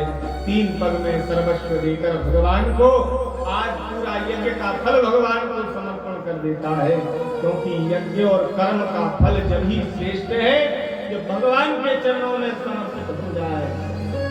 आज विंध्यावली ने आकर भगवान की प्रार्थना करी। बलि की जो पत्नी थी विंध्यावती, इनने आकर भगवान की प्रार्थना करी और प्रार्थना करने पर भगवान ने बलि को सुतल लोक का राजा बनाया और सुतल लोक का राज्य दिया और कहा कि आज से जो है हम आपकी रक्षा में रहेंगे सुतल लोक में। भगवान बलि की रक्षा में सुतल लोक में रहने लगे और कहा कि अगले 8वें मनवंतर में तुम्हें इंद्र बनाया जाएगा। इंद्र बनाने के बाद जो है और कुछ यदि वरदान चाहते हो तो वरदान मांग लो। तब विंध्यावती कहने लगी कि नहीं प्रभु, मंगनो सो हम मांगत नहीं। जो खुद मांगने वाला है उससे क्या मांगेंगे हम? आप खुद मांगने हमारे द्वार आए हो। मंगनो सो हम मांगत नहीं, आप तो खुद मांगने हो, आपसे हम नहीं मांग सकते, छोटे हो जाएंगे। भगवान आज प्रसन्न हो गए विंध्यावती के ऊपर, बलि की रक्षा करने शुक्ल लोक में रहने लगे। तब भगवती लक्ष्मी ने श्रावण शुक्ल पूर्णिमा को एक रक्षा सूत्र बांधकर बलि के यहाँ से भगवान को दक्षिणा में लेकर के आई हैं और तीनों देवताओं ने 4-4 माह अपना जो है समय बांट लिया है कि 4 माह हम रक्षा करेंगे, 4 माह हम रक्षा करेंगे और 4 माह हम रक्षा करेंगे। इस प्रकार सभी देवताओं ने अपना समय बांट लिया और सुतल लोक में हमेशा बलि के द्वारपाल बन करके रहते हैं ये तीनों देव, ब्रह्मा विष्णु और महेश। इस प्रकार भैया भगवान प्रहलाद जी के वंशज बलि भगवान को भी दान देकर के संतुष्ट हुए। महाराज सुखदेव जी परीक्षित से कहने लगे कि हे राजन, इतने बड़े बड़े दान देने वाले रहे हैं कि जिन्होंने सभी लोगों का दान सर्वस्व दान दे दिया और सर्वस्व दान देकर भी कुछ मांगा नहीं कर। इस प्रकार जो है भगवान परीक्षित के प्रति सुखदेव जी श्रवण कराते हैं। तब सुखदेव जी श्रवण कराते जाते हैं, परीक्षित श्रवण करते जाते हैं। आज परीक्षित कहने लगे प्रभु, मैं उस महान रघुवंश के लिए सुनना चाहता हूँ कि जिस वंश में भगवान राम ने अवतार दिया। तब परीक्षित कहते हैं कि हे राजन, संस्थापनाय धर्मस्य प्रशमाय परस्य च, भगवान का अवतार धर्म की स्थापना के लिए होता है। भगवान ने जो है एक जन्म में रावण और कुंभकर्ण का वध करने के लिए भगवान राम ने अवतार ग्रहण किया था। ये कहने लगे परीक्षित कि मुझे विस्तार से वंश वर्णन सुनाओ। तब जो है 5 अध्यायों में श्रीमद् भागवत में रामचरितमानस की व्याख्या करी सुखदेव जी। 5 अध्यायों में रामचरितमानस लिखा सुखदेव जी ने। सुखदेव जी कहने लगी, खट्वांगो दीर्घ बाहुष्या प्रथुस तस्मात् प्रथुस्रवा अजस्ततो महाराजस तस्मात् दशरथो वेद। खट्वांग के दीर्घ बाहु हुए, दीर्घ बाहु के प्रथु हुए, प्रथु के अज हुए, अज के महाराज दशरथ हुए और महाराज दशरथ के 4 पुत्र हुए, राम लक्ष्मण भरत और शत्रुघ्न। 4 पुत्र हुए हैं महाराज दशरथ के यहाँ। क्योंकि भैया ये राम कथा तो बहुत बड़ी है, क्या कहें 9 दिन में भी पूर्ण नहीं होती भगवान राम की कथा। तब हम आपको 9 मिनट में सुना रहे हैं, ये समझ लीजिए। हमारी क्षमता कितनी होगी कि 9 दिन की कथा 9 मिनट में सुना रहे हैं, लेकिन फिर भी आपको सुनाएंगे।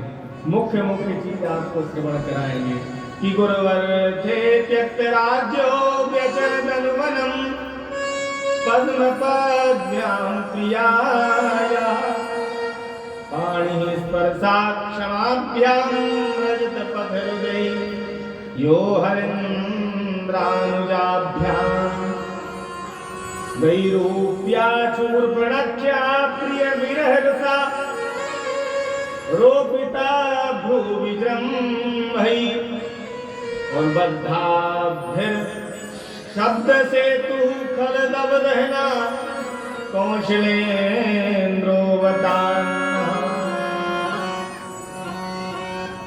एक बार महाराज दशरथ के मन में ग्लानि हुई। ग्लानि होने पर महाराज दशरथ ने श्रृंगी महर्षि से यज्ञ कराया। यज्ञ में अग्निदेव चरु लेकर निकले, 3 भाग किए, तीनों रानियों को प्रदान किए। रानियों को प्रदान करने पर जो है तीनों रानियां गर्भ से हुई। तो गर्भ से होने के पश्चात वह मंगल दिवस आ गया जिसमें भगवान रामचंद्र का अवतार होना था। वह भगवान राम जो है छोटे से बाल स्वरूप में भगवती कौशल्या के सामने प्रकट होते हैं और प्रकट होने पर जो है भगवती की स्तुति करती हैं कौशल्या। आइए हम सब भी बढ़िया तालियों की सेवा करते हुए भगवान की स्तुति करें। ईश्वर समूह विनती करी पहुँचे निज निज धाम और जग निवास प्रभु प्रकट भये अखिल लोक वैष्णव। भय प्रगट कृपाला दीन दयाला कौशल्या हितकारी। भय प्रगट कृपाला शायु बचान धिक्तान धिक्तान धिक्तान धिक्तान प्रगट कृपाला दीन दयाला कौशल्या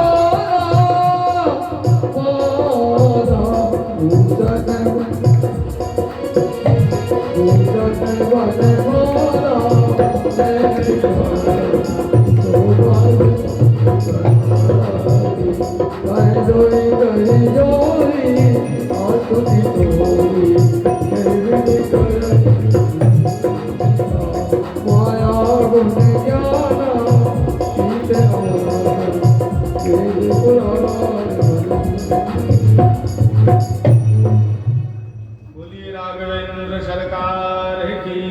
इस प्रकार जो है भगवती कौशल्या के सामने भगवान प्रकट हुए।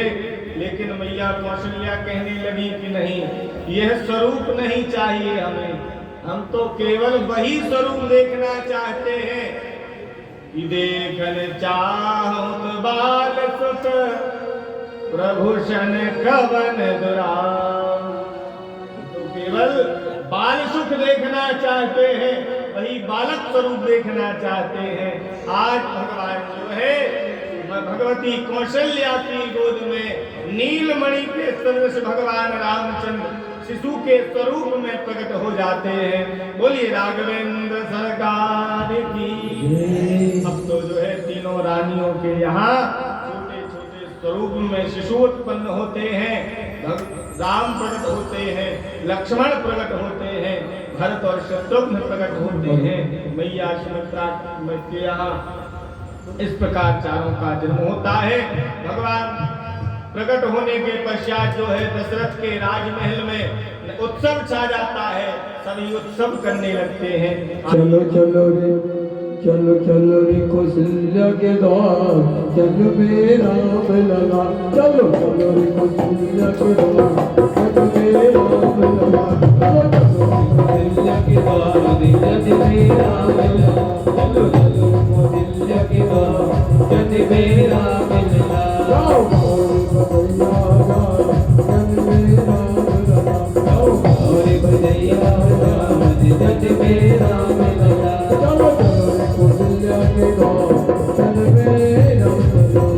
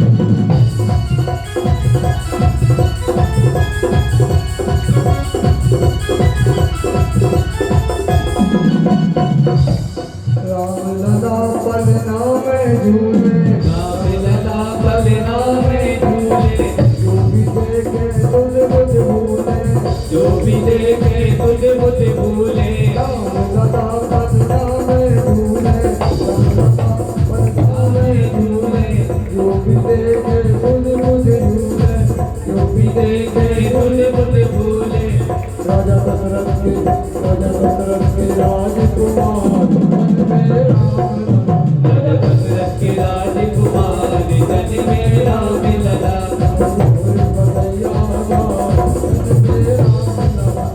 कौर बदैया जान जन में राम लला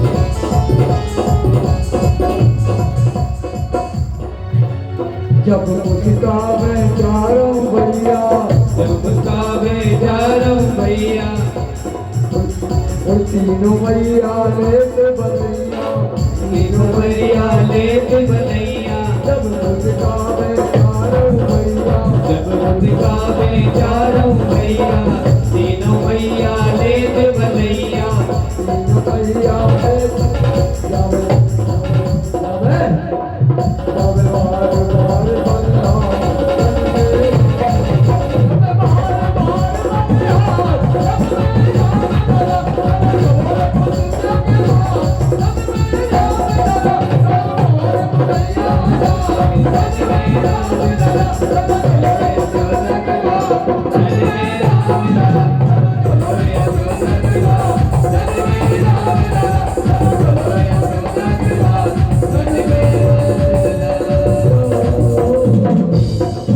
बोलिए राघवेंद्र सरकार की इस प्रकार उत्सव हुआ और कितना उत्सव बतावे आपको। अयोध्या का 1 मास व्यतीत हो गया पूरा, और 1 मास जब व्यतीत हुआ तो ऐसा लिखा है तुलसीदास जी ने कि निशा कवन विधि हो।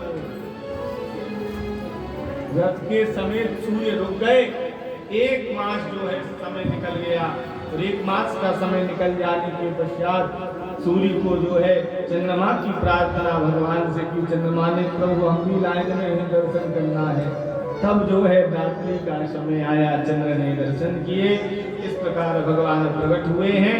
पश्चात में जो है कुछ समय के पश्चात में विश्वामित्र के द्वारा भगवान जनकपुर गए हैं, भगवती से विवाह हुआ है। उसके पश्चात में भगवान का वनगमन हुआ है, क्योंकि भगवान ने जो है वन में पहुंचकर प्रतिज्ञा कर ली थी कि निश्चरहीन करूं मही भुज उठाए प्रण कीन।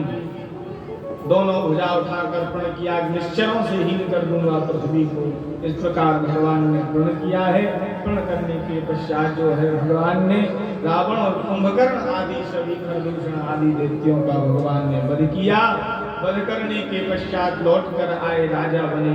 कुछ समय के पश्चात भगवती सीता का परित्याग हुआ और त्रयोदशाब्द सहस्त्रम 13,000 वर्ष तक भगवान ने सीता परित्याग के बाद अखंड अग्निहोत्र के द्वारा अखंड ब्रह्मचर्य के साथ जो है राज्य का निर्वहन किया। निर्वहन करने के पश्चात भगवान राम सरयों में समाहित होकर के अपनी लीला संपन्न भगवान कर लेते हैं।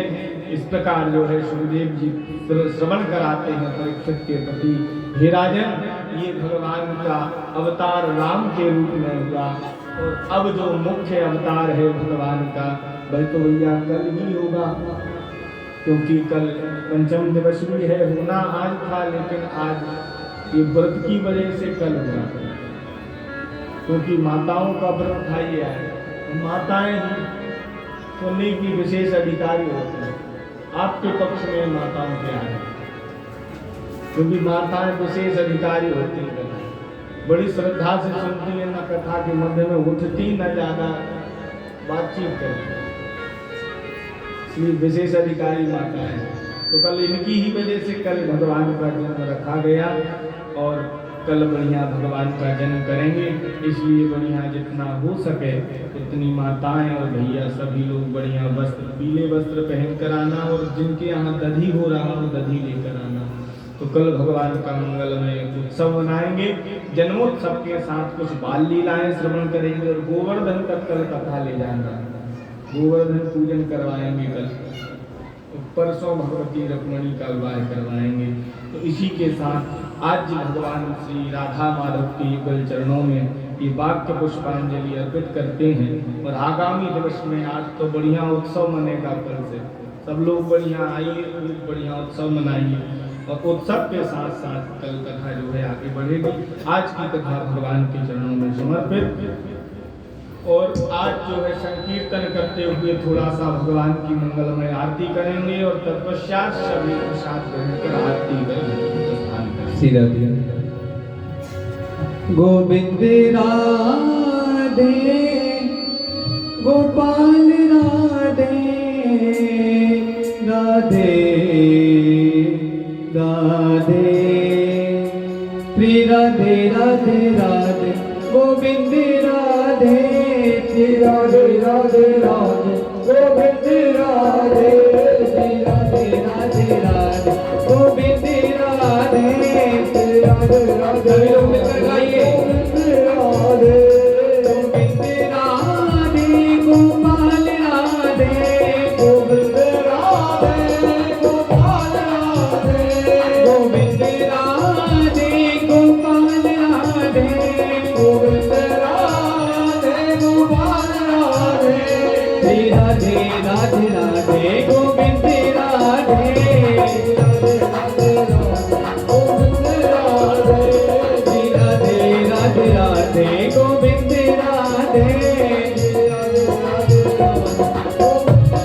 राधे गोविंद राधे गोपाल राधे गोविंद राधे गोपाल राधे गोविंद राधे गोपाल राधे गोविंद राधे गोपाल राधे श्री राधे राधे राधे गोविंद राधे श्री राधे राधे राधे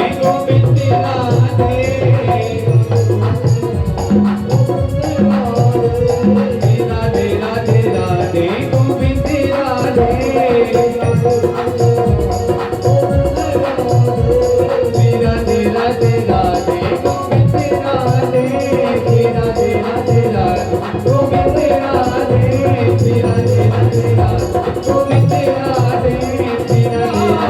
राधे गोविंद राधे श्री राधे राधे राधे गोविंद राधे श्री राधे राधे राधे गोविंद राधे श्री राधे राधे राधे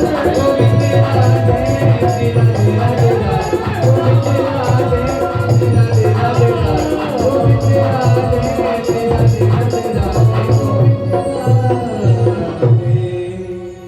श्रीमद्भागवत महापुराण।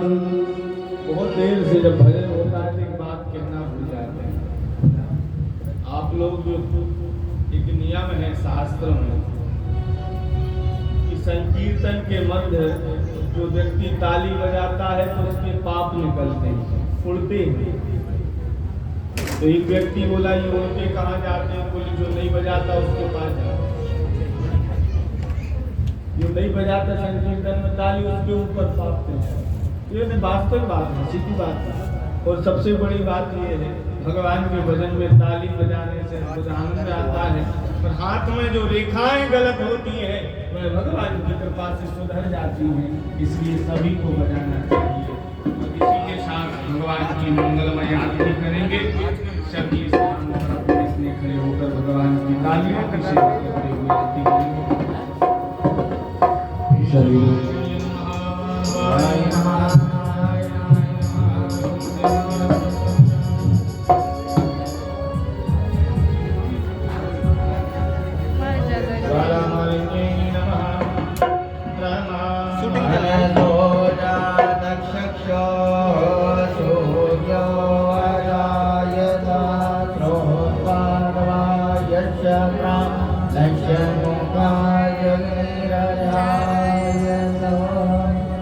सीधा सभी लोग कृपया शांति बनाए रखें। बाकी बिहारी जी की आरती हो रही है। कृपा के बिहारी तेरी, कुंडी बिहारी तेरी आरती गाऊं। अवध बिहारी तेरी आरती गाऊं। गिरधरी तेरी आरती गाऊं।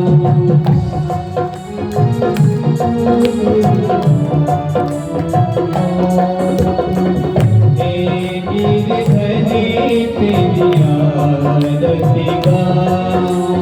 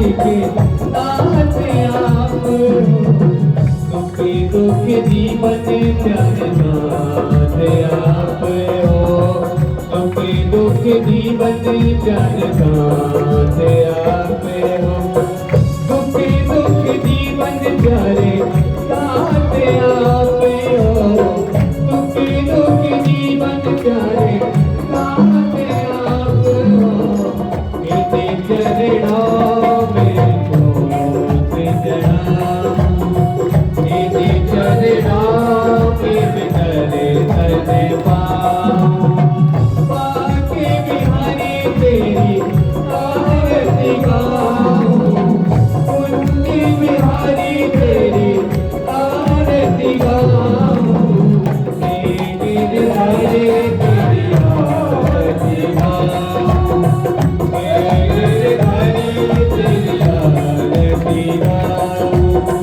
मेरे हरे तेरी आरती गाऊं मेरे हरे तेरी आरती गाऊं मेरे हरे